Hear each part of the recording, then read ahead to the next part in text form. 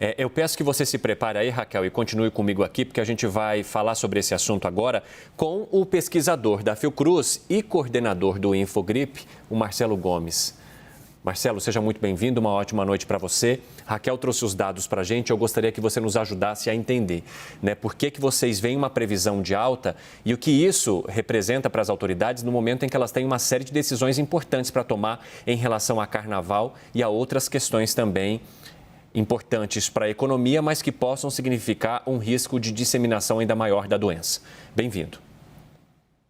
Boa noite, Evandro, Raquel, todo mundo que está aí nos acompanhando. Prazer estar falando com vocês, embora o assunto, né, mais uma vez, seja de atenção e de preocupação, né? Mas, enfim, é aquela coisa, né? Infelizmente, a gente vê agora o que de fato aconteceu ao longo do mês de dezembro do ano passado, né? Quando a gente teve toda essa dificuldade em fazer o acompanhamento adequado dos casos por conta do apagão, né? E o quadro realmente é muito preocupante, né? Todos aqueles alertas de indícios, né, ao longo do final do ano, de retomada da gripe, né, o reaparecimento da gripe, no final do mês, a volta dos casos de Covid voltando a crescer, a gente vê agora que isso não era só nos casos leves, não era só atendimento ambulatorial.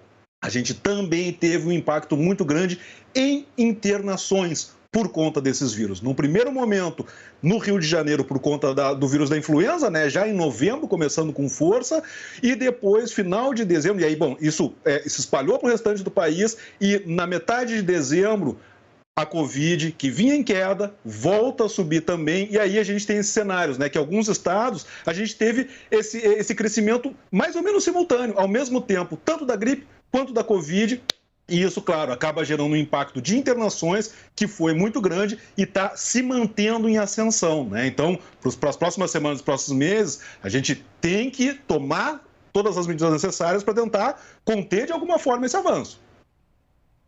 Raquel. Marcelo, boa noite. Como que você acha que essa falta de dados nos prejudicou? Nós ficamos quase um mês no escuro. Atrapalhou a ação das autoridades públicas? Atrapalhou o comportamento das pessoas? É difícil imaginar que não, né? Por quê? Porque, claro, tanto os tomadores de decisão, né, os nossos agentes públicos, precisam de informação adequada, né, sistematizada, bem analisada para poder fazer as recomendações, as implementações, né, as normas necessárias por conta do cenário epidemiológico, mas também a população precisa dessa informação, até para avaliar e abraçar as medidas implementadas pelas autoridades, né? E no próprio final do ano, né, a questão do Natal, do Réveillon, para a população fazer a sua escolha, né, de que tipo de evento eu vou participar, que tipo de evento eu vou organizar, eu vou viajar ou não, eu vou pegar um ônibus, né, para uma viagem longa, vale a pena, não vale? Para poder tomar essa decisão de maneira adequada, correta, eu preciso dos dados, né? Então não é só o gestor que precisa, a população também precisa, porque a população é parte central, né, na evolução da epidemia, né? Até para abraçar as medidas, né? Do contrário, a gente fica num cenário de muita incerteza e aí a gente não pode cobrar da população atitudes que ela nem sabia que ela precisava tomar.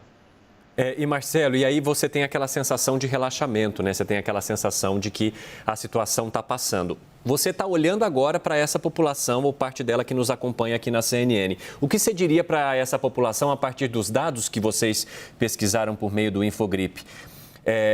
Que recomendação você dá a essa população neste momento, já que esse apagão gerou essa informação que seria tão necessária antes dessa festa que reuniu e aglomerou milhares de pessoas ao redor do país?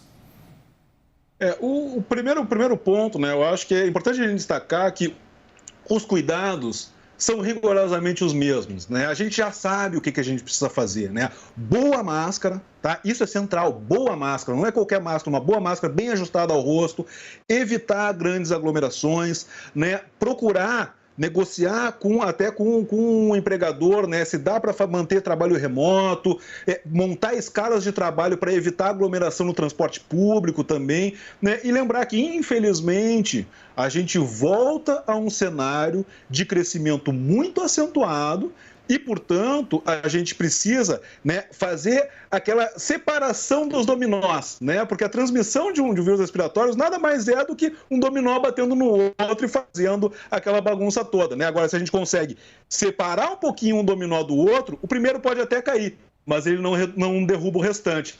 E o que é essa separação? Vacina, boas máscaras e evitar aglomerações. Raquel, acho que temos o tempinho para mais uma. Marcelo, rapidamente, muitos prefeitos estão aguardando a evolução da epidemia para tomar uma decisão sobre os desfiles das escolas de samba. O que os dados te mostram sobre a tendência da epidemia e esses eventos deveriam ser mantidos ou não? Olha, infelizmente, no cenário atual, do ponto de vista epidemiológico, saúde pública, infelizmente, não nos parece adequado a gente ter as celebrações de carnaval, né? Porque não tem jeito, né? Carnaval é abraço, é festa, é ajuntamento. A gente quer carnaval bem feito, né? Então, só que esse tipo de situação, infelizmente, o cenário epidemiológico hoje não recomenda, porque a gente está, assim, numa situação muito intensa de crescimento, muito acelerado, impacto em internações, e se a gente deixar esse negócio crescer, pode gerar um problema extremamente grave, mais uma vez, não é? E o carnaval precisa de tempo para se organizar. Então, só que no momento a gente precisa tomar a decisão hoje. Não dá para ficar postergando, né, e deixar eventualmente o problema se tornar ainda maior. Marcelo, só para a gente finalizar, em que momento que a gente terá uma nova relação, um novo levantamento do Infogripe para a gente entender o que estamos vivendo no país? Olha, felizmente, né, até agradecer os nossos colegas das equipes técnicas dentro do Ministério da Saúde, né, porque a gente tem uma relação há muito tempo, a gente tem a perspectiva agora de voltar a ter as atualizações semanais, né, reestabelecer o repasse de dados nas segundas-feiras, para isso, no meio da semana, a gente já conseguir ter, de novo, todas as semanas, esse boletim atualizado. Marcelo Gomes, que é pesquisador da Fiocruz, coordenador do Infogripe, muito obrigado por conversar com a gente, por atender o pedido da nossa colega Raquel Landim, que conversou com ele hoje contigo e produziu essa entrevista. Bom trabalho para vocês, então, nesses levantamentos tão importantes para o país. Muito obrigado, uma boa noite, bom trabalho a todos.